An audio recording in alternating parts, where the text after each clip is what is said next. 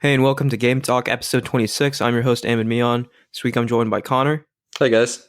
and Michael, Take me home, country roads. and we are going to talk about E3 2018, our thoughts, our impressions, what we liked, what we didn't like, and just our general feelings about the whole event. And I don't want to structure this at all. We can just, have a discussion about it. So, right off the bat, I'll say, after thinking about all the conferences, I think in terms of a conference, I think Microsoft had the best one. They showed the most games. And granted, most of the games they showed were third-party games, so they'd be coming out on PC and PlayStation as well. The games they showed were extremely good-looking, very much hype-inducing. During that conference, our Lord and Savior, Todd Howard, appeared out of nowhere like a ninja to reveal more info about Fallout 4 or Fallout 76. Yeah, that's one of the bigger games, I think, revealed at this E3, Fallout 76. Not only Fallout 76, but Todd Howard came on stage to not so much reveal, but announce that they were working on Starfield and Elder Scrolls 6, which I could not have seen him even uttering those words, Elder Scrolls 6, in a million years. I'm surprised he even said that. Yeah, I thought I only kind of watched passively, but I thought Microsoft definitely had the strongest showing as well. Yeah, I'd say I loved Bethesda's conference maybe because that 7 seconds of an Elder Scrolls trailer was enough to get me going and squeeing well at work. Well, yeah, that was absolutely the intention, and I think Todd Howard just threw that trailer together, or his team threw that trailer together simply to make people stop asking him about Elder Scrolls. When's Elder Scrolls? When's Elder Scrolls? It's right here. I mean, everyone knows that game will happen eventually, but at least we know that it's a little, just slightly closer than eventually now, even though it's still very much far off. I think it's a Gen 9 game. Like, I don't think it'll be on PS4, Xbox One at all. He had already said that technology wasn't where he wanted it to be to make Elder Scrolls 6. Yeah. And for that matter, I think Starfield's probably a Gen 9 game too. Maybe it's cross-gen.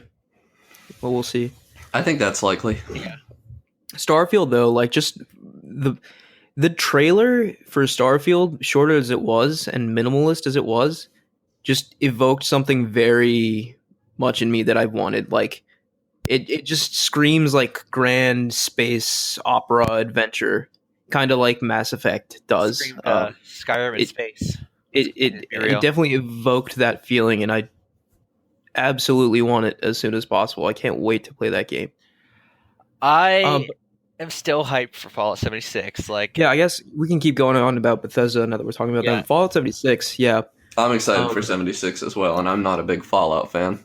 That's the thing I'm hearing. Like, maybe it's just because we live in West Virginia, but like everyone I talk to, people who don't even know about gaming, and they're like, "Oh, Fallout 76, Fallout 76." Like, literally all of my friends are planning on buying Fallout 76, and I haven't really seen that happen with a game before. Granted, I think that's just because we're in West Virginia. Yeah, a big chunk of it is probably because we're in West Virginia. But like, that's so special to us, like most games when they're set in like real world locations, like the most common locations are cities, like big cities like New York or maybe even Los Angeles, like for the Grand Theft Auto games. But like locations like rural locations, much less West Virginia, like that has never been done in a game before. And we're rightfully so excited, I think. Yeah, I'm excited because Fallout kind of has a tendency to celebrate its locations too. So it's not gonna I don't feel like it's gonna be one of those things that makes fun of the state, which is all we usually get. Like, I was watching a documentary about the making, and all of they're taking a lot of the folklore from West Virginia and putting it into monsters, and that really excites me because all my life, all I wanted to do was tame the Mothman and make him my own pet, and now I can. Maybe I just have to shoot him. And you can with your friends, which is a first for Fallout as well. Shoot the Mothman with friends. Another really interesting thing, right? Just a small thing. Todd Howard said that you'd be able to like commandeer nukes and like fire them at other people, which is insane and something I very much want to do. Oh, I'm nuking Morgantown like instantly. The second I get off the roads, I'm nuking Morgantown. I don't care. Morgantown can get nuked. Yeah, what I thought was interesting was, like, everybody's been comparing it to Rust, which I don't know a ton about, but I've seen some people comparing it to Metal Gear Survive, which I think makes more sense to me. I think it's more sense for Metal Gear Survive, since Rust is a hard PvP game where if you die, you lose everything. Fallout 76, you die, you just respawn. There's no, Right, so- you lose all your items, you lose all your skills, because that's ridiculous. And Metal Gear Survive wasn't very good, Yeah. but like that was just because it was made by post Kojima Konami. Yeah. I was not going to buy the game if it was a Rust like, where every time I'd get shot, and I'd get shot a lot, or die, to like an NPC even, I would lose everything. It would make the game so unfun to explore the world, because you'd be always afraid of losing your thing to some random person, or losing it to the Mothman. The Mothman stole all my caps. An interesting I don't thing like that. to think about with Fallout 76 is that because it's an online game, it's probably going to get supported a lot longer than Fallout 3 and Fallout 4 did. It really is, and that Which means excites like me. this will be like one Yeah. of the main pillars of Fallout going forward. Like we'll probably get a Fallout, 5, whatever, like a decade into the future, and Fallout 76 might still be relevant then. Although Maybe. I don't think they're going the microtransactions route, which excites me because Bethesda's not really known for their microtransactions. Horse armor. That's an exception. And how long ago Horse was Horse Armor Armor was just released? dumb DLC. It was just Horse dumb. armor was re-released recently for Skyrim Special Edition. That's another Yeah, as like a fantastic joke. thing. Okay, so Bethesda announced Skyrim Special Edition for like Amazon Alexa, and I absolutely thought it was 100% a joke. And then Michael No, it wasn't tells me an inside later joke for them. that it's actually real, and I looked it up, and you can actually download Skyrim Special Edition, It's a on very your special Alexa. edition for the Alexa. and it's real, which just blew my Like, mind. They spent effort. They on blew that. some resources on this, Yeah. but it was an in joke between them, and they're just like, "This would be." I fun, love let's that. do it." It shows Bethesda is very aware. They're not tone deaf like EA, which I guess is a good segue. We could talk about EA. I guess. No loot. Yeah, I know. boxes. I'm glad that they kept saying no loot boxes over and over again. It's which definitely implies that they heard like the insane backlash, but at the same time, they had the worst conference by far, and it was so incredibly tone deaf to the audience that listens to E3. Why would you have like a 15-minute long mobile Command and Conquer demo in the middle of your conference? That's just like a slap in the face to everyone. I happened to be watching Jenna Bain, who is the wife of Total Biscuit, commenting over E3 because they used to do it every year, and she was commenting over it. And during that segment, she got real morbid and stated, "I'm kind of glad my husband's not alive right now because he would just be devastated by this. The fact that Command and Conquer went mobile. Jeez, I'm devastated. that's ruthless. Like any Command and Conquer Command fan and Conquer is devastated What- by yeah. that announcement, and it hurts my heart that it exists." Command and Conquer and mobile, like who do they think they'll sell this to? Like mobile fans, like people who play mobile games, Command and Conquer is probably too, out there for a lot of mobile fans. And like inversely, Command and Conquer fans are not going to want to play the new I'm game not gonna on play it. mobile. I wouldn't play it at all. It doesn't look like a Command and Conquer game. I want another game where I can build my base and then send a massive amount of tanks at somebody.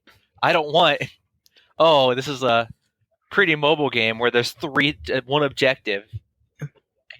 And even Anthem looked pretty disappointing when they showed it. Granted, I have read impressions of people on the show floor, and they say that like the demo they got to play plays a lot better than what they showed at E3. So there's still hope for Anthem. It's just that EA is mismanaging it. They definitely lost me on Anthem at E3. Like, I just thought that the footage they showed looked I agree. boring. Like, I don't have Yeah. anything else to say about it. It just didn't look very fun. It looked like I'm only seeing this the second time, and it already looked repetitive. The other thing that I think contributed to that too, there was no continuous gameplay shot. It kept cutting. Yeah, it looked very exactly. fake. It's like that Yeah. game is nowhere near like in a We got a showable battle state, royale I believe. announcement at that conference too. But yeah, Yeah, Battlefield. Battlefield 5. that's the only game I'm really. Actually, I'm excited very for. excited for Yeah, Battlefield 5. that game looks I'll say that. fantastic. Yeah. My prediction was absolutely wrong. No new Dragon Age game. I think I made that last year as well, so I might as well just make that every year until it comes true. One Yeah. really surprising and exciting thing announced was Jedi Fallen Order, That was which wasn't. off-key mention. It was just some dude just like said it. Just said, yeah, but we're it's making nice it. to know. it's nice to know we have a Star Wars game in development that isn't Battlefront. I think that's pretty exciting. And it's a long time coming too. I feel like this should have been done years ago, but here we are. There's so many things that were a no-show this year too. Especially, I want to say at EA's. Like we didn't see another Need for Speed title. Oh, that's true. Yeah. I felt like overall for E3 there were a lot of no like shows. overall, Like, I'd say this E3 was a little weak. the most exciting announcements of E3 were made in the week leading up. Yeah, to that's like, and we discussed. Yeah, that was what we were afraid of. Everything leaked beforehand. But no, there were still some. I never thought it would actually be still true, some though. surprises. But I don't know. As social media becomes more and more integrated into our society, I wonder if we're ever going to get the era of like just bombshell after bombshell of surprise, because we already know so much stuff, which is a little sad. But yeah, no, we got bombshelled last year, and social media is no more prevalent now than it was then. what was last year's bombshell? I can't remember. Monster Hunter World. Oh yeah, because Walmart Canada didn't spoil that one. yeah, Walmart. They did? No, they didn't. He said, but like Oh, Walmart that's a definitely reference to just this year, spoiled like yeah. everything this year, which is really funny. Walmart ruined. Bethesda even everything. made a jab at them in the middle of their conference. Yeah, they're like we can, unlike Walmart Canada, we can keep a secret. Ubisoft, I thought. I was actually really impressed with Ubisoft. That pirate game really impressive. Yeah, Skull and Bones looks great. It didn't look great when the last time, like the previous time they showed it, but this time it looks very good. Beyond Good and Evil 2 was announced after all these years. Well, they announced that last year, but they showed more It's this year. It's been kind of in stealth for years, though. Connor, no Rayman sequel. That's another hit for you. Yeah, I know. I was pretty upset. Yeah, I don't think I got a single Yeah, thing you were right. very actually. wrong on all counts. I want a Banjo That's Kazooie ridiculous. game, and Rare's never going to make one. No Banjo Kazooie, no Sonic. No, Sonic didn't announce. There was anything, one which Sonic is Yeah, weird I to would me. have thought we'd That was seen the the Smash. racing game at least at a third party, at a first party conference or something like that, but I guess not. The new Assassin's Creed looks really good. I really like the look I was- of Odyssey. I was pretty blown away by Assassin's Creed Odyssey. Like heavy RPG elements. You pick your gender at the start, and like the story can actually progress in different ways, which wasn't a thing in Assassin's Creed prior to this. Like, and they seem to be dipping into full on fantasy now because you have a piece of Eden. I don't know if you follow Assassin's Creed lore, but you have a piece of Eden from the very start of the game. So you essentially have magic in the game. Like you can teleport and stuff like that, which is very strange for Assassin's Creed. But I'm That intrigued. is very strange. Yeah, that's not like them. I mean, also, I apparently read somewhere that when voicing the entire game, they either found people with Greek ancestry or actual Greeks to do the voices so they could have the accents. That's always good. Like I'm playing Origins right now, and I'm like, English didn't exist back then, so it's a little strange hearing these Egyptians speak English, but whatever. Speak perfectly like British English. Let's see, what else did Ubisoft said some more stuff. The Division 2, they showed that off, and that looks cool too. I don't think it's for me, but We gotta like fight off the real terror of Washington D.C. people like craving more of that Destiny-esque gameplay will definitely get all up in that. And like we forget, but the Division's like one of Ubisoft's best-selling games, so it's going to be pretty huge. What else did Ubisoft? I'm probably not going to play it though. I'm trying to remember. I didn't see a lot of that conference because I slept through it, unfortunately. Yeah, I dipped out of a lot of conferences this year early, which is why I'm not saying a whole lot. I just didn't.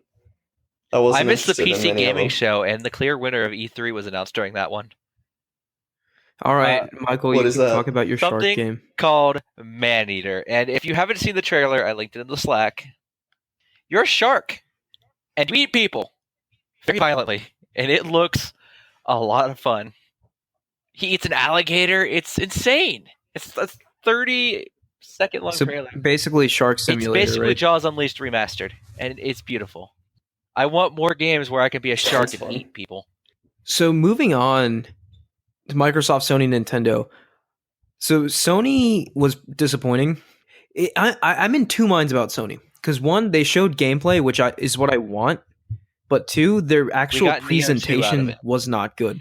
Like they had musicians They did that stupid flip and stuff, thing, yeah. which, and don't get me wrong, the musicians themselves were impressive, but it's not appropriate to do this at an E3 where your audience just wants hype and fast pace and game announcements. It's not appropriate to do it there, despite like how talented they are. Especially that intermission in the middle of the show. They just came off showing Last of Us, and then that killed the momentum like hardcore. Intermission with these like 3 random schmucks. I will say though talking that the Last of Us Part 2, it melted my brain when I saw the gameplay. Naughty Dog, once again, it looks like they're pushing the envelope on like what very visceral and cutting edge gameplay could be like. Yeah, a bunch of people are claiming it's not real, and it's definitely real. I mean, people claim that with every Naughty Dog game, and then Naughty Dog always shuts them up. Yeah, it's just like, this can't be real. Naughty Dog can't do this. It definitely feels like Naughty Dog legit feels like they're 5 years ahead of everyone else. Just their tech, I don't know. They're wizards over there. It's working on that cell processor. It got them ready to work on a standard processor, because when you master a cell processor, a standard processor is like child play. Sure, let's go with that. Everything that came out on the PS3 looked beautiful. You can't get wrong. They figured that. Well, all their PS4 games looked even better. 2 PS4 games, I guess. Their 2 Uncharted games look astonishing, but this was just on another level. Like the facial animation is just it's unnerving how realistic, especially because of how violent this game is. Neil Druckmann came out and said that like this game's themes are hatred and violence, so it's going to be a very dark, gruesome game. But like just you can kind of tell that like they didn't adapt at all after last year. Like no, all the controversy over this he's show. Sticking to his vision, which I respect. But like, I mean, I've seen some violent things. Just being a fan of video games and television and movies, like violence is a part of pretty much all media. But like this game took it to a level I did not think anyone would go to in a video game. Like just based off what we saw, it was pretty astonishingly violent. Like I was pretty, and like Michael, you were there too. I was pretty shocked. Like I couldn't believe what I was seeing at times. You were like, "That's brutal." It was an experience. And like I was reading Neil Druckmann. Like he's so committed to this. Like he actually says that like no one actually knows like how people truly react when they're stabbed. So we looked up, like we made our artists and engineers look up references so we could accurately depict that. I was like, dude, you're crazy. But like that's yucky. You're a mess. But he's so committed to his art, which is just like it's kind of insane, but it's also, I kind of respect it, Then there was the Resident Evil 2 remaster announcement, which was a pretty big people saw that coming. People saw that coming, but like that's again a pretty big deal that's getting a remake. The other big first party games that Sony showed, I kind of want to move to Ghost of Tsushima. We finally got gameplay of that. Oh, that game looked fun. It also it kind of blew me away. It looks fantastic. It's like an open world samurai game. That first combat encounter where he kind of just holds onto the sword, just whips it out, like it's like a movie. It looked like something that would happen in a movie. It was very cinematic. The game and the combat looks fantastic and gruesome too. That's like all of both that and The Last of Us are both very violent showings. Like the fight in the field with all the fire arrows coming down. That was really cinematic, and I'm really eager to play that game now. Was this the FromSoft game? No, this is Insomniac. No, sorry, Sucker Punch. Sucker Punch. Okay. And it's so cinematic and beautiful looking. Also, okay, so this is a good time to interject. There were 3 samurai games announced at this year's E3, which is just like, what? That's crazy. You had Neo 2. So Neo 2, which is another PS4 exclusive. I'm very much looking forward to Neo 2. I love Neo 1. Ghost of Tsushima, the other PS4 exclusive, and then FromSoft's new game, Sekiro Shadows Die Twice, which looks absolutely bonkers, and we'll get to that in a minute. But yeah, Ghost of Tsushima, like that's like I went from being iffy on it because Sucker Punch has never really made a game like this to being like, okay, this is a day one buy for me, and then to round out the 4 games that Sony showed, Spider-Man and Death Stranding. So let's just get Spider-Man out of the way. Looks great. I can't wait to play it. It looks like a lot of fun. It seems like Well, that's all I got to say it about seems it. like Insomniac Looks really great. captured the essence of being Spider-Man. Like the swinging looks great, the combat looks great. I don't need to see anymore. I'm already sold on it. Yeah, I'm sold. There's not much to say about it. It's a Spider-Man game. And it's the first competent Spider-Man game in a long time, which is exciting. And then Let's talk about Death the Stranding. baby on the chest. So The walking simulator. So might be. we got like it's seemingly like it felt like 10-minute long trailer for Death Stranding. I think you and at played this a big point, gameplay. No. The only It gameplay we could- saw was like when he was walking around. Which at this point, I'm like, Kojima needs to probably just stop and Kojima. make the game, and the next thing he shows needs to be gameplay. Because like he's every single E3 / PlayStation experience, he just releases / another Game confusing Awards. trailer, which is like cool and all, but at the same time, it's time for it to either go away or show gameplay. I Like think. there was so many images of just people walking, and I was confused. I mean, yeah, the main character is like he's carrying around a baby at all times, and like the baby gives you a thumbs up, and It just doesn't make it's sense. very strange. Yeah, the baby goes down a throat, gives you a thumbs up, and then it's like, what's going on here? I don't get it. I don't even get the creatures. Like, there's some deeper meaning that Kojima's trying to explain. Maybe it's anti-war or something, but I don't know.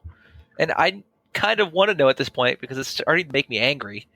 I'm a little Yeah, weird seeing That's what this I'm saying. game. Like it's time to actually show your game, and if it's not ready, it's time to go dark until it's time.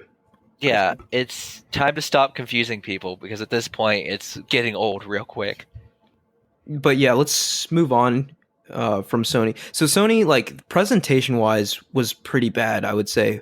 But I really dug all the games they showed, and that's why I'm kind of conflicted on them. See, But I as put a- them in the negative pile hard because they just didn't show.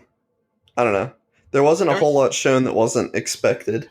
Sony didn't have a lot of hype this year because they went for something weird and something where we're going to focus on five games entire time. Yeah, I agree. Like I was into those games, so it wasn't as bad for me. But like as a conference, as a show, as like a hype generator, they definitely didn't Last go year's through. And Sony conference- Microsoft definitely did. Yeah, So we can talk about Microsoft. they really Microsoft kind of did the Sony quote unquote conference that Sony usually does, where it's just game after game, punch after punch, and each one brings something new, something different, and equally hype inducing. like they started Like it off, they open right away with yeah, Halo Infinite. was the first Yeah, game which that was showed huge. off, and it was just like, is this a Halo game? This is a Halo game. I was so stoked when I saw it, but then I was a little disappointed like a few seconds afterwards when they didn't elaborate on it. It was just a trailer, and I was hoping we would get like more info about it. See, I thought that Microsoft conference this year looked almost identical to theirs last year, just a little better. Like I swear they used the exact same voice track They for did. Xbox exclusive. Oh, they've Yeah, been doing it's that the for same years, voice track. though. But this year, they really had a lot of cool announcements to make instead of, oh, here's another third-party game that's also coming out on PC, guys. Yeah, they had Ori 2. They had Ori 2 looks great. Gears 5 or whatever it is. So they announced 3 Gears of War games, which 2 of them I just didn't really like. It was funny because like the first one was like a Funko Pop game, and That no one really hurt wanted my that, heart. especially Like, in the everyone was hyped. audience. The audience audience looked was like- stunned. The audience looked stunned. But then they announced the real If Gears you've of War ever game, and that made seen, everyone happy. I just thought that the was a really funny announcement way. for Valve's Dota card game at the International. That's the same thing that happened at the Microsoft conference. Everyone was really hyped, and then you just heard the disappointment. that's rough.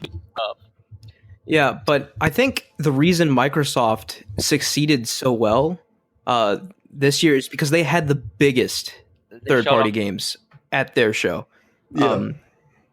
So we could start with Sekiro: Shadows Die Twice, basically the spiritual successor to the Souls Bloodborne series, the From Software's new major game, which is, oh my god, my jaw was on the floor the entire time during that trailer. Out of the 3 samurai games that are coming out, I think this will be the best one. Yeah, I think Simply it'll be because the it's best From one. Software. I think we should address the elephant in the room first, though. The title sucks. No way, really? I think it's cool. It's not like compared to Bloodborne or Dark Souls, like there's nothing. Like, what are we gonna call this game? We're talking about it casually in conversation. Shadows Die Twice, like. I don't know. I think once we find out what Sekiro means, maybe the title will mean more to us. But yeah, I guess when you compare it to titles like Dark Souls and Bloodborne, it's not as catchy. I never thought of that, actually. Yeah, it's just not easy to say, I guess, for a Western audience. Like, I think Shadows Die Twice is a pretty cool like tagline, though. Again, we don't know the context behind it yet, though. Like that probably, knowing Miyazaki, that probably has some like deep connection to the game mechanics or lore or something like that. Maybe. It just feels to me like it's going to be the Forgotten Souls game 10 years from now. Like they'll keep releasing other games with that gameplay, and this is going to be the one everybody like forgets to mention. Like, did you see that gameplay though? Yeah, how great it looked. Yeah, like it imagine it's like Dark Souls and Bloodborne, except more quick, more offensive, and more vertical too. I noticed that. Like there's a dedicated jump now. Yeah. And like it seems like you're jumping, flying all over the place, battling like these Japanese Oni demons, and it just looks so exciting and good. And knowing that From Software and that Hidetaka Miyazaki is fully behind this game, even though like it was strange seeing Activision's logo because they're publishing it. Mm-hmm. I have full confidence in a Miyazaki-backed From game that is going to be nothing short of stellar. And I guess with Activision publishing, they're going to have more money than they usually do. Right. So that's always a bonus. Yeah, and then we had like the side conferences, but Microsoft's was interesting. There wasn't Connor's favorite announcement there. Well, I think there's still more to say. No, from Sonic, no Banjo. Yeah, we didn't get Sonic or Banjo. I was like waiting for the Banjo. I thought for sure after like how insane their conference was going, I was like, they're hitting it really on all cylinders. They're definitely going to announce Banjo, and like it's going to be insane. But it never happened. Maybe next year. But we do need to talk about one thing. Microsoft essentially doubled their first party studios. They announced that they bought 6 different studios and added them to their first party. And their first party consisted of 5 before, so they essentially sorry, they had 6 and they bought 5. That's what happened. So now they have 11. So that's pretty significant, and it shows that Microsoft they're not thinking to like quote unquote win this generation. They're ready for the next. Yeah, they're absolutely ready for the next, and I think once we hit Gen 9, we're going to see another momentum shift in the gaming industry. Like, I'm more and more convinced that Microsoft is poised to come back hard against Sony once like Xbox 2 is a thing. Yeah, I agree, especially with how much backlash Sony's getting right now. Like they could do a couple of good PR moves and win at the beginning. Like it won't even start, just like it did this gen with Sony. I know. Like it's so interesting to consider like how the tides like shift over years, because like Microsoft's been in this position before and Sony's been in this position before, and like it's just so interesting following that history. Like if events continue as they do, because Microsoft's championing crossplay, Sony is only locking PS4, PlayStation people down to their console. Like the optics are shifting again. It's even worse. Like for Fortnite, Sony players can't play with Switch players either. Right. That's kind of what I was mentioning. Like they can only play a PC. And if you've played on your PlayStation, you can't play on your Switch. Yeah, it's very short-sighted. I think Sony wouldn't be doing this if they were losing. They're only doing this because they have like the majority share like in the gaming industry right now. Like more people have PS4s than Xboxes and Switches, but like I don't know if they keep up these policies, that could change. Touch my PS4 at this point to play any game other than the games I already have on it. Like I'm gonna buy maybe Fallout 76 on it. That's it. And Spider-Man. That's Spider-Man, but I don't have money for Spider-Man. And Death Stranding. Oh God, there's so many good games, but I don't want to exactly. That's the kind of predicament. Like Sony still has the most killer first party. Like, and that's why this move by Microsoft was so interesting. They're flat out saying that we're going to compete with Sony's first party now. Like, yeah, and you know that like half, if not more, of those studios, of their 11 studios, are probably working on next gen Xbox exclusives right now. Yeah, so E3 for Microsoft a couple years down the line is going to be buck wild. Right. It will be. Incidentally, I don't know if you guys heard this, but the code name for Microsoft's next console leaked during E3. Oh, what is it? It's called Scarlet. I don't know Okay, well that's meaningless. what that means, but I just think it's interesting. We Yeah. found out Xbox One's code name was Durango before it came out. Maybe this Durango. one's gonna Scarlet. That could mean it Red Rings of Death. They're bringing that old feature back. Something very interesting Phil Spencer said towards the end of the conference. The next Xbox consoles, plural, are being worked on, which makes me okay. think. That just means they're gonna have the One, the One S, the One X. Like, Does it though? Like, yeah, I feel like they're gonna launch with 2 levels at least. oh, that's the thing. You think they'll launch with 2 levels? That's a pretty bold move, I'd say.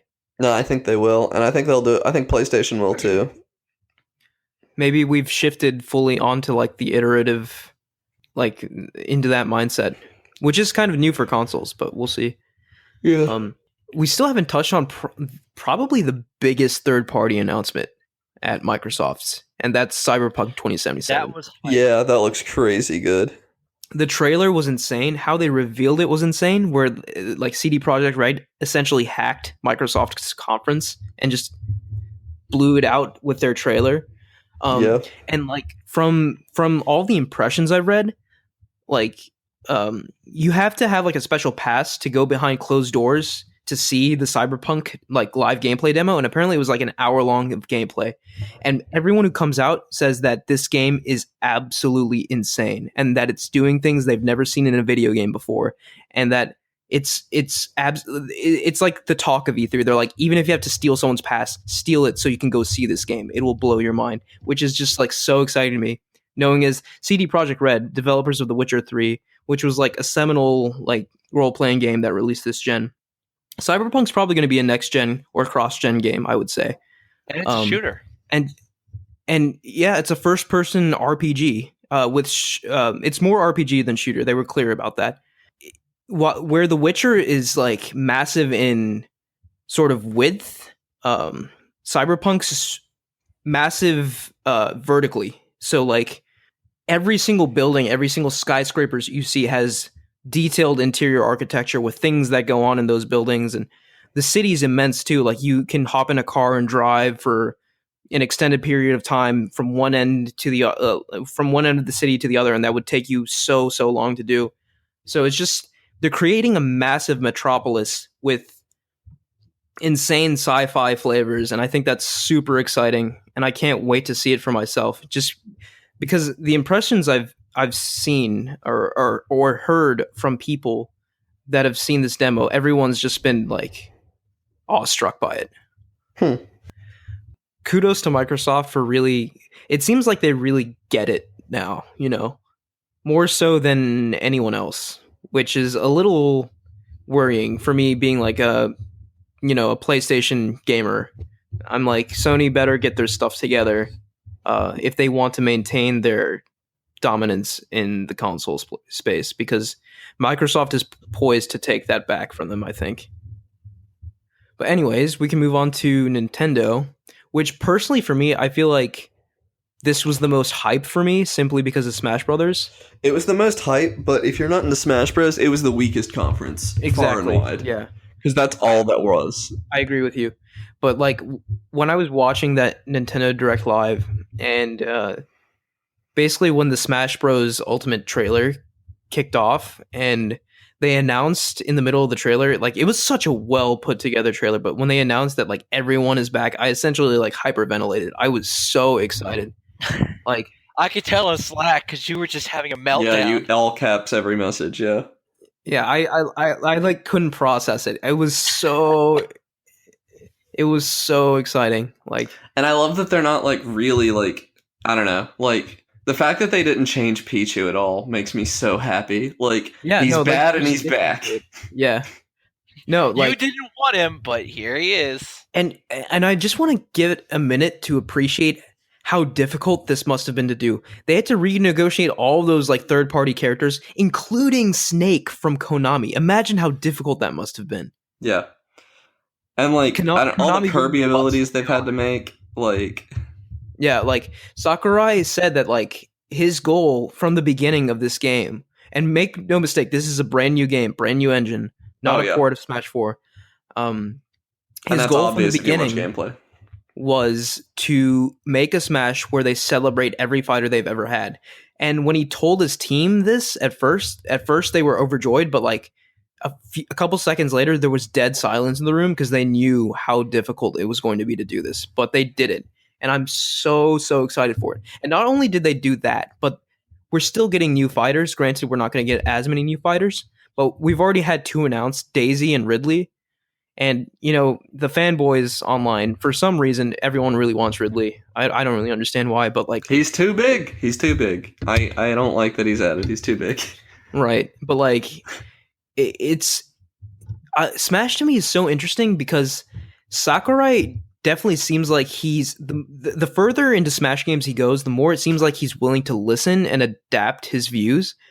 Just evidenced by like him embracing the competitive community, both Smash 4 and Melee. He invited players from both to the Invitational, and he actually took feedback from those players for things they would like to see in the game, which is insane. No, Smash Ultimate looks competitive to me. Like, it looks like a competitive game in 1v1. It absolutely does. And the Melee players and the Smash 4 players came back with positive impressions of that game, which is so exciting to me. Because this, both of them. This truly could be the ultimate Smash Bros. Game. Well, it is. I know, but gameplay wise, well, anyways, for this game, you start out with the roster of the original Smash Bros. Game. So like those 12 or whatever, however many characters. I think it was like 8. Yeah, however many characters there are, and then you gradually get more and more.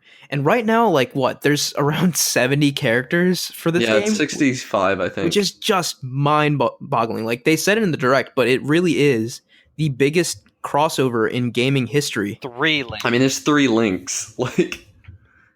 And they all look fantastic.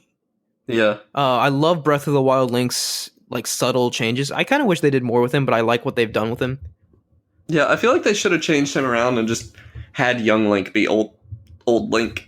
Like, yeah, have all the old moveset, and then had I don't know. I think it's also weird that they're not calling all the Link's Echo characters. Well, Echo characters are way closer to their main characters than the other sort of copy characters are.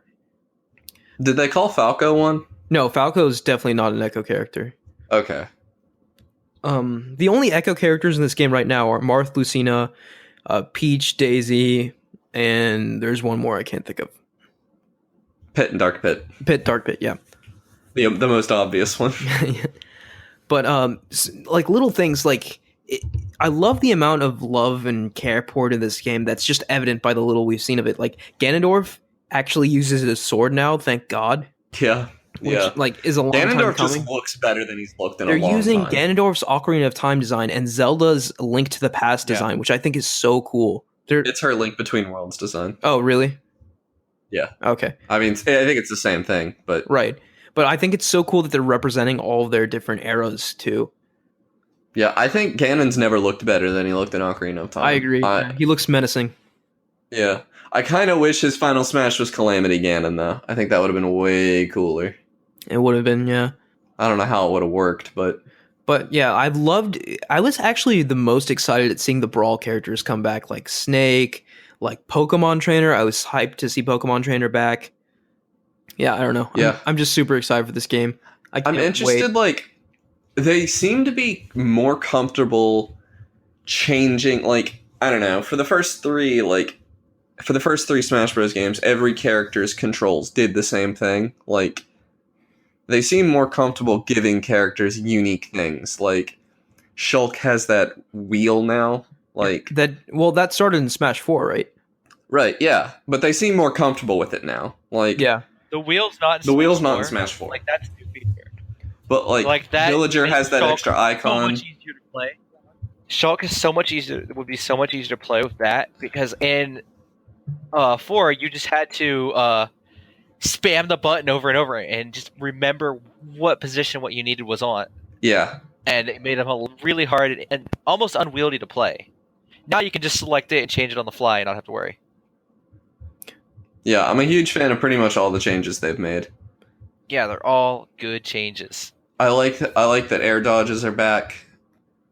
I like that dodging. I like that just dodging constantly is no longer. Yeah, you get punished valid. for it. Yeah, which is and I think that's really good because I've done far too many 0% wins by just dodging constantly and waiting for somebody to like do something stupid and slow. The only thing I kind of wish we got, maybe we'll get this in the future, but I don't bet on it being in the game, like a story mode like Brawl had.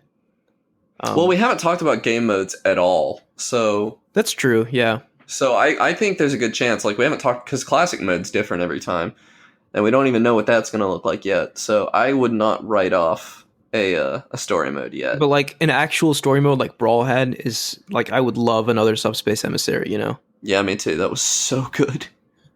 Yeah, like this game's going to have more stages than all the other Smash games. It's heavily implied, I think, that all the stages are coming back along with new stages, which is just an absurd amount of stages. I think someone like went through and counted just based off of the footage we've seen already, like 80 plus stages. I mean, Smash 4 alone had an absurd number of stages between the 3DS and the Wii U. Yeah, and another thing Smash doesn't get recognized for is its collection of music. Like, there's so much good music in Smash. Like, hours of music. Yeah. And this game is going to have more music than the previous games, too. So, like... I actually have the Smash 4 soundtrack sitting next to me on my nightstand. Yeah, I got that on CD. It's criminally underrated. It's so good. Yeah. But, yeah, like, Smash... Day one buy for me. I already pre-ordered the GameCube adapter for the Switch because I never had one for the Wii U. Oh, I need to do that too. Because like the Wii U one sold out and then they never were in stock, so I'm like, this isn't happening a second time. Well, they made third-party ones, but not the same. But yeah, oh man. Aside from Smash though, like Nintendo was kind of weak. Nothing. They showed a new 2019 Fire Emblem, which a lot of people are going to be psyched for. And yeah, I'm excited for it too. I like Fire Emblem, but I'm not crazy for it like some other people are. They talked a little about Pokemon Let's Go, which is coming out in November, I think. That sounds right, yeah. And yeah, it looks great. Can't wait to play that. But yeah, the Smash was obviously their centerpiece and their focus for the presentation. So like Connor said earlier, if you don't like Smash, then this Direct probably sucked for you. But if you do, it was great. And most people do. Let's be real. Like, how can you not like Smash? Come on. Yeah, I mean, I've been going back and watching some of the tournament just because I'm so excited. Oh yeah, that tournament was great, by the way. Yeah, it was. Like there were some very hype moments already. The little touches they added, gameplay. Like some of the little touches they've added, like making the final smashes more cinematic and quicker. Like the final smashes are all under like 5 seconds now. They're trying to make them competitive is what they're trying to do. They don't want the Smash Ball to be considered an item anymore. I mean, let's be real. No one's ever going to play with the Smash Ball though. I don't know. I don't know. No, I'm saying competitively. Like I'll totally play with the Smash Ball for fun. Competitively, it could appear. But like they might. In tournament, I don't think people will. I wouldn't say that so quickly. But I like the fake Smash Ball, the new item. The thing I like most is like that they've gone out of their way to make 1v1 different. Like 1v1, you have the zoom in and the slow motion when somebody does a really good hit. Yeah, that's really cool. Like Captain Falcon's Falcon Punch gets a slow motion zoom in. And you get but it's not like specific. It's like based on how much damage you're going to do to the other person. Yeah, like I'm pretty sure smash attacks can do it. They can. Yeah. And also the damage is just upped in 1v1s. Yeah, which is awesome. Yeah, like they're showing care for the competitive side of this game like they have like they never have before, which is really exciting to me. Because Smash, it really is the catch-all game. Like people who have never played a game before can pick up a controller with their friends and have fun playing Smash, I think. And also people who compete whose livelihood depends on winning tournaments, competitive tournaments, can pick up Smash and have fun. And no other game really bridges that gap as well as Smash, I think. And I love when a new Smash Bros comes out and like nobody's got it yet. Like everybody's trying to figure out. Yeah, so much because that's when like the playing field is so much more level. Like a Smash Bros game kind of gets stale, kind of as time goes on. Like the people who are good at Smash become like unbeatable, and the people who are okay at Smash, sink. Well, you just got to get good. Yeah. Well, I mean, I'm at the top, of course. Of course, yeah. I'm the pinnacle of Smash Bros. Players. Who do you want to play? Just quick. Oh, Pichu. Pichu and Daisy are going to be my mains probably, and I'm going to play almost exclusively with a single Joy-Con because I love crushing people with weird bad characters. Oh yeah. And, did they ever actually confirm that you can play with one Joy-Con? You must be able to, right? You can play with a Wii remote. There's no reason for you to not be able to play with a Joy-Con. It has more buttons. Yeah. And that's how I always played on Brawl. I always played single Wii remote because I thought it was hilarious to beat people with the worst control scheme. Yeah. And it is. It's always hilarious. I always played Wiimote Nunchuck. I did that too for Brawl. But I'm excited to see 8-player Smash is back. That's always a lot of fun. Yeah. And people have, I don't know, you don't have to have, you're not going to be able to use nunchucks and stuff though, like Wii remotes. So, a lot of people are going to have to go out and spend like $1 billion on Joy-Cons, which kind of sucks. Well, I don't know. I mean, I've got 4 already. I'm set, but I don't know. I don't know that many people that have Switch, more than the original. By default, comes with 2. So that right there, at least that's 2. That's a pretty huge and ingenious. That's like I feel like that's probably why they're part. focusing on the 1v1 so much too. I don't know about that. I think that's just like focus. I think that's throwing a bone to the competitive community, but maybe. But yeah, Smash, awesome. Can't wait. And that pretty much wraps up like all of E3. At least the things we found most significant, unless there's some other stuff you guys want to mention.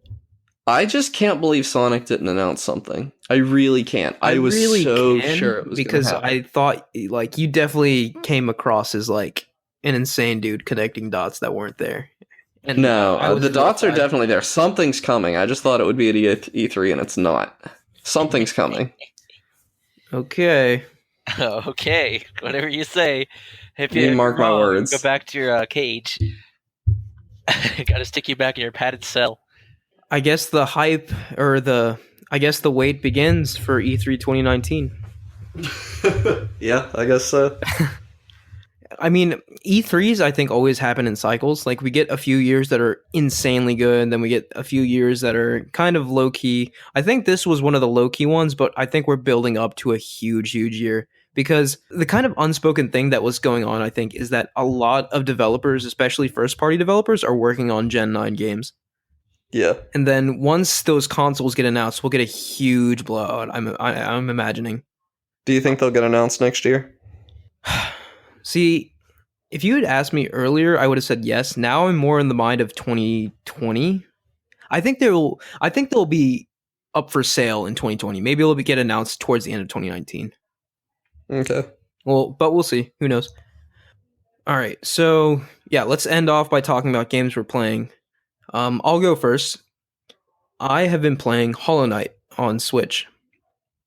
Nice. And my God, I did not expect such a quality game when I bought this thing for $15. It's so good. I can't overstate how good it is. It's quickly becoming one of my... It's absolutely the best Metroidvania I've ever played, and I've already put over 18 hours into it, and it's giving me the same vibes I got when I played Dark Souls 1 for the first time. Yeah, I was going to say 18 hours in, do you have any idea what's going on yet? Because I'm 10 or 12 and I have no idea. I have a very vague picture, and like, I love that this game... Okay, so some context. This game was developed by 3 people and 1 musician. That's it. And for it to be this polished and this much attention given to the smallest details and this many secrets packed into every little area is just, it's a marvel of game design, I think. And whatever these guys do next, I think everyone should have their eyes on them because they're absolutely geniuses in this industry. I agree. But it's just a beautiful game. Yes. So Hollow Knight, it's like a 2D Metroidvania. The combat can be brutal, but it's very simple. There's only one attack button. There's some things that change with that later on, but like the fundamentals are the same. There's just one attack button and a jump button. And just the things you can do with that and like the combat scenarios and the boss fights in this game Oh my god, the boss are fights like are so hard. they give you heart attack. Like, and another thing that really kind of made me feel like I was playing Dark Souls again for the first time is the exploration and the reward for exploring in this game. There are so many hidden secrets everywhere in this game, and you're rewarded every time you look. And every time you think that, like, okay, this is just like a small little alcove off to the side, there's nothing, probably nothing going to be there. You check it There's out. something there, yeah. Either there's something there, or like it's a connector that opens up into a completely new area that you've never even explored before, that like pretty much doubles the size of your entire game. And I'm just like, how does this game keep doing this? Like, the only other game I played that did that for me was Dark Souls 1, and I can't believe that I'm getting this again. I have a big question for you. Do you play using the map marker? Like, do you have yourself marked on the map, or do you play it without? Yes, I do. Which one? You have it on? Yes. See, I tried for a really long time to play without it because I thought the game was like something very special without it, but eventually I realized I was spending more time just getting lost and frustrated than enjoying the game, so I ended up starting to use it. That's the beautiful thing. Even with the map marker on, you still get lost. It's crazy because like I love the little interesting mechanics this game does. Like, nothing's handed to you. You have to go out and get it. Like, even the basic map and the icon marking you can miss that stuff if you aren't paying attention. But once you get that stuff, like, nothing's completely revealed to you. If you go into a new area, it's going to be completely black. You can and what's crazy is like you can miss the map. Like, even if you know where it is, you can still miss it because the map seller only stays for so long, and then he's gone, and you have to find your way all the way back, I think, to the town if you want the map. Right. Like, even with the map, when you explore a new area, it's black, and you're going in blind. You don't know what's behind the next corner. You don't know the geography of the area. It's only when there are like benches that act as save points / healing points in this game. Only when you sit down on a bench, you actually draw in your map. Like, the character updates the map with what you've explored, and then your map is slightly bigger, which I think is such a cool touch that promotes right, I agree. Unknown and more exploration. They've done such an amazing job of making you feel things. Like, the world feels scary and dangerous, but those benches, even though they're still like, you don't know exactly how safe you are, but they still feel very safe. Right.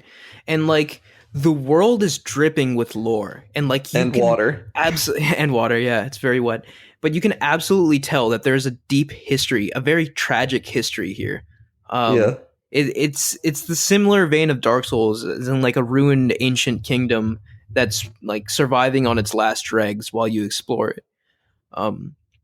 You can draw a lot of parallels to Dark Souls in this game, but it's not like they went out to make a game that plays like Dark Souls. Right, no. They just saw what actually worked about Dark Souls, like, the death system, the world interconnectivity, and the subtle storytelling. The developers of this game, I was reading an interview, they actually didn't play Dark Souls until development on this game was like well underway. So Dark Souls didn't actually influence this game as much as like you think it did. That's wild. It's just their game design philosophies. Like, literally, this is the best Metroidvania I've ever played. Yeah. And it's becoming one of my favorite games. Like, quickly. See, I haven't played it enough recently to compare it to Super Metroid, really.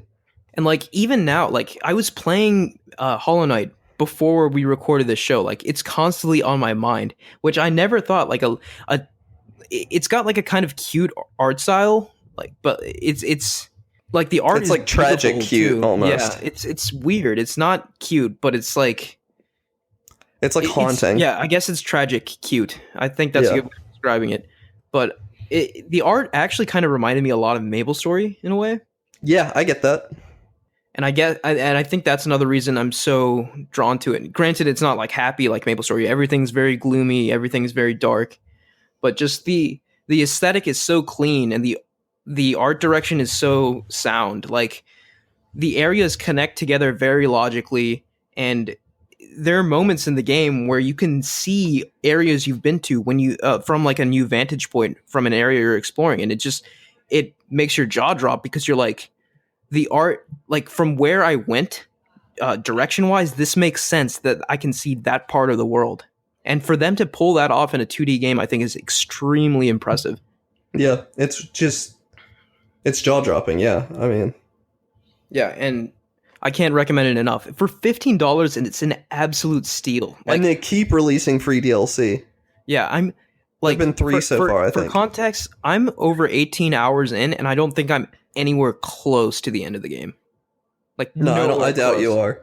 It depends on your playstyle though, because like you can get lucky, I think, and progress very quickly, or Right, you can pick the wrong direction and spend 3 or 4 hours just like you're still having fun but not completing the game at all. Right, this game doesn't hold your hand at all. Like, it's all up to you to figure out. Right. And yeah, it's so good. I can't wait. I to almost play hate it. that I didn't wait for it to come out on Switch. I have it on PC. I might rebuy really? it. It's so good. Oh, it's so good having it on Switch, dude. It's such a godsend carrying that around with me. Yeah. But yeah, that's what I'll I've see been if my playing. laptop can run I it. don't like we like talked about Hollow Knight for like almost 10 minutes, which is fine. It's a fantastic game, but I think we should move on. What have you been playing, Connor? I just got Doom 2016. Not a ton to say. It's just an excellent game. Like everybody's said it to death. I don't agree necessarily with all the people who are like, oh, it skips out on the story. It's straight to the shooting. There is a story going on, and it does stop your gameplay every once in a while to force a story down your throat. But the parts that are shooting are, What kind of Doom game has story? Doom Guy's always been about punching demons and then shooting them. Not in Doom 3. Oh, Doom 3 was an abomination to a lot of people. But- There's some people who clung to it a lot. Doom 2016 is very good. It's definitely brief with its story, and it's just really good. Like, I don't know, the objectives feel a little funny sometimes. Like, yeah, I feel almost like they're Metroid style objectives, like Metroid Prime. But I'm still having fun. Like, the shooting is top notch. You move really fast. I'm excited to get into like arcade mode once I beat the game. The sound is good. The soundtrack's amazing. It's Doom. It's really good and fun. Forgot to mention that Bethesda announced a new Doom game. Yeah, Doom Eternal. Yeah, or Eternity. I forget. But yeah, I'll be playing that. Yeah, I've briefly played the new Doom, and I've heard nothing but praise for it. And I thought it was really cool too. It's just not really my type of game, but I can definitely see the appeal. Michael? I would talk about Warframe because they launched another major quest and it blew my mind again, but I can't because of legally binding concerns and the fact that this podcast has been running long enough that I've talked about Warframe every episode. And so I'm going to talk about an MMO I just subscribed to because I played it a lot back in the past. I decided to come back on and check how it's going and actually play the game properly. I picked up Champions Online again. And oh boy, Really? is it dead? Like, there's still people that play it, and there's still people that play it like at level 40. There's still people leveling. Like, I have no trouble doing things to level because there's still people to level with. It's usually So what kind of an MMO is it? Just out it's one of the curiosity? last remaining superhero MMOs. Oh, Like the okay. character customization in that game is bonkers. Like, you can make anywhere from Batman to, I don't know, a furry. It's ridiculous. The amount of customization, the amount of costume pieces you can get. And if you're willing to spend the money, you get So why even do you- more. Why do you think it's dead though? Well, the player count is at peak like 40 people. At most. It's Jeez. empty. That's not an MMO. That's less than a game. It really of PUBG. is less than a game of PUBG at this point. Like, it's gone down so far, but it's still around, fortunately. There are some cases. Can you still yeah, have you can still fun without like interacting with anyone? Yeah. And sometimes there is like an influx of people, but it's usually people just running like late game stuff over and over because they have nothing better else to do with their lives. But really, it's still enjoyable. I'd still recommend checking it out. It's still relatively updated. They just finished up an event, so it's still not in maintenance mode. They're still doing stuff with it, but it's Well, that's nice. definitely past its prime. I think it's about as old as City of Heroes too. I'm not really sure, but it's a game. It's a game. It's definitely a game. And The official mic review. It's a game. if you're willing to pay $15 a month, Jeez, I'm not. are you really doing that? I'm paying like for 1 or 2 months before I finish leveling all my characters, and I'm gonna abandon it for 2 years again. But let's get real. Thank God you and I are addicted to a free-to-play MMO. Am This one is free to play. That's the thing. Oh. I just played it. Why are you paying? Well, because I wanted to build a freeform character, and a freeform character allows me to build a character however I want and not follow some crappy archetype. They got you, man. They got Like, you. I am enjoying freeform characters because I'm not bound to, oh, you have to use this power set. It's like, oh, if I want to shoot fire from one hand and fire a laser from the other, I can. I forgive you, Mike. I've been thinking about picking up Battle Pass in Fortnite. I've already bought the Battle Pass of Fortnite. What are you talking about? I too have bought the battle pass. There's nothing I to be feel ashamed ashamed of of my it. words and deeds. There's no reason to be ashamed of the Battle Pass of Fortnite. It's really funny because like for the longest time, me and my friends, like we were all like, "Oh, we're never gonna buy the battle pass. We're never gonna buy emotes or anything." We always were default skins. We only had the one emote, and then like one day, we were just like, "Okay, we're buying all of that." So now we totally like have all the dances. We have like the battle pass, and like we became the very things we swore we would never be. I have a Fortnite story as well, but this is kind of off topic. But Well, I mean, my Fortnite story is the second it was announced for Switch, I started downloading it, and I got my brother to download it too. And it I was grabbed one it of the it was one of the coolest gaming experiences I've had in recent years. Was sitting down. My sister got it on her iPhone, and me and my brother got it on our Switches, and we were sitting down, and we all three played together, and it was That's awesome. pretty awesome. Yeah. ridiculous. That's like some next gen stuff right there. That's like the future, and Sony better Yeah. get with it because that is the future. Like, the thing about Fortnite is that I've played it while inebriated. I've made some purchases while inebriated, including buying the dab emote Oh, gee. for $5. I'm like, it's $5, and I'm like, I'm inebriated. It's a bad decision. You paid I'm gonna buy the $5 to dab. I paid $5 See, to dab. this is why And Epic wins. Like, The funny story is People are willing to immediately after pay I got that the amount of dab money. emote, I got 8 kills in a game after I dabbed on the first kill. Okay, I would those dab two after things are every definitely kill. connected. I might buy that emote. That might 8 be worth. kills. And then I did it again, but the secret is the rocket launcher. I've played The enough secret Soldier is and Team dabbing. 2 to know how to use a rocket launcher at close range. And boy, do I know. It is awful. Oh, hey, it's a squad. Now they're gone. They're all dead. All of Well, them. that was a fun tangent. But and yeah, Champions Online. So yeah, that's what we've been playing. Champions Online, play Fortnite. Play Fortnite, play Champions Online. Find me there. I'm probably leveling a character because I have 2 now because I'm suffering. I could just play my level 40, but I don't want to because it's squishy and I don't like squishy. I walk up to mobs at level 20 and they one-shot me, so you know. Don't do MMOs, kids. It's like a drug. Not even once. All right. Well, this was a lot of fun. I love E3 and I can't wait till next year. Now we start the predictions for next year. I mean, I hope that there's like next gen news like buzzing around this time next year. So like E3 2019 could be really explosive, but we'll see. But anyways, all right. Thanks for listening, guys. We'll catch you next week. See ya.